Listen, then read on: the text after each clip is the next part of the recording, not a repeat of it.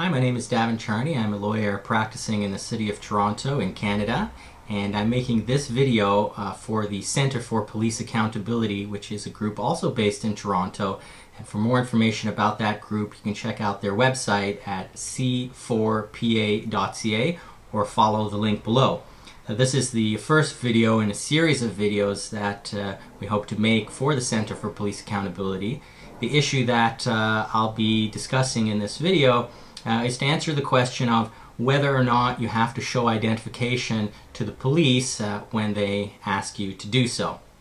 And generally speaking, the answer to that is no. There's no obligation on the part of people to show identification to police when asked to do so. The police, of course, can ask a person to show ID. What I'm suggesting is that a person can exercise their right to refuse. And that opinion is based on Canadian court decisions, the common law, as well as the Charter of Rights. Now, in the Charter of Rights, there's specifically two rights that I think are important, that are expressly mentioned in the Charter: the right to be free from arbitrary detention, and also the right to be free from unreasonable search and seizure. And although not expressly mentioned in the Charter, it's been read in by courts in Canada that we have the right to remain silent. So if you're having an interaction with police and they're asking you to provide identification, you can assert those three different rights. Also, there's a useful court decision coming out of a court in Alberta, and it's the case of R.V. Honorowski, and you can follow the link below to find that decision. But it specifically addresses this issue of, do you have to show ID to the police? And that court, the Alberta court, in that decision says that generally you do not have to, and it cites a previous case, a British case, Rice and Connolly. And this case of Rice and Connolly has been cited not only by that case but by other Canadian cases to establish the principle that you don't have to generally show ID to the police. And I'll just give you a quick quote from the Rice and Connolly decision. So in that case, a judge said, "It seems quite clear to me that though every citizen has a moral duty, if you like, a social duty to assist the police, there is no legal duty to that effect, and indeed the whole basis of the common law is that right of the individual to refuse to answer questions put to them by persons in authority."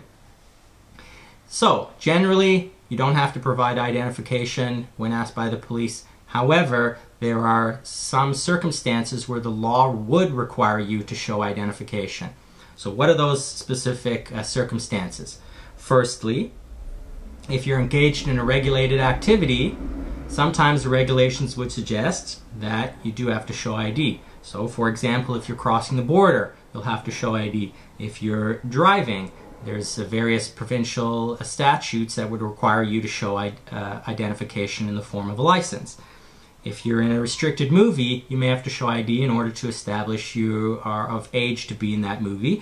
And similarly, if you're consuming alcohol, you may have to show ID to purchase alcohol or to be in an establishment that dispenses alcohol. You have to show ID in order to establish that you're of age. So regulated activities, sometimes you will have to show identification to the police. Another exception is if the police approach you and they've found you committing some type of provincial offense, you'll have to identify yourself, or you could be charged criminally with obstruct police. So this is an important point, I think, because you don't want to be found by the police committing a provincial offense, and then if you refuse to ID yourself, all of a sudden you are charged with a criminal offense, which is much more serious.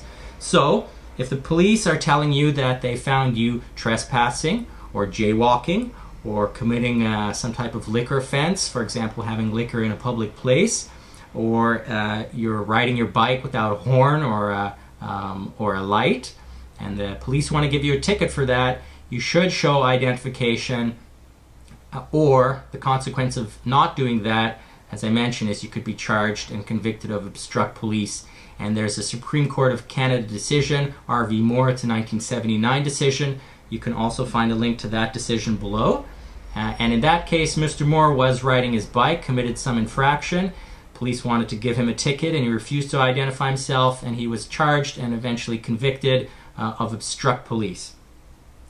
Now, a third scenario where you'll probably want to show identification to the police or identify yourself is if you're arrested.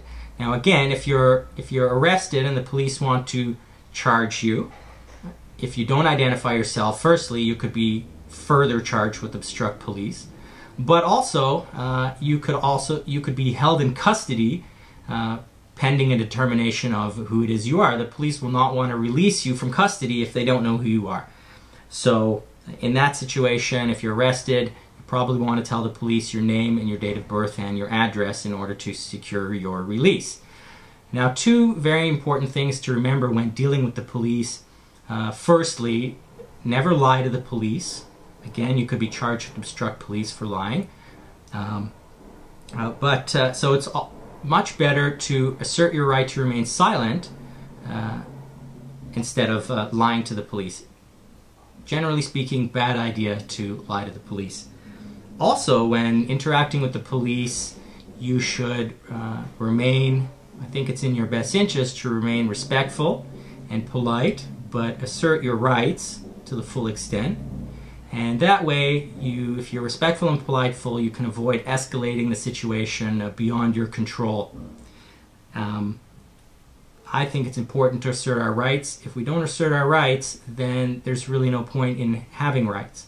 So, in order to assist people in asserting their right to refuse to provide identification, the Center for Police Accountability has produced these no ID cards, which, as you can see, look like a piece of identification, but they're a non-piece of identification.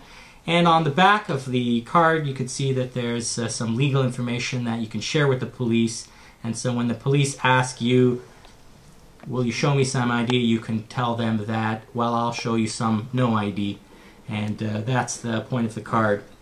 If you'd like to order these cards, you can contact the Center for Police Accountability through the website. There's a contact feature on the page, and you can send an email through that feature.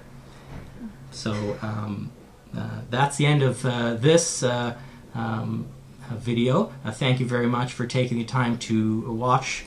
I look forward to sharing information with you on other legal topics of interest in the future. And take care and goodbye.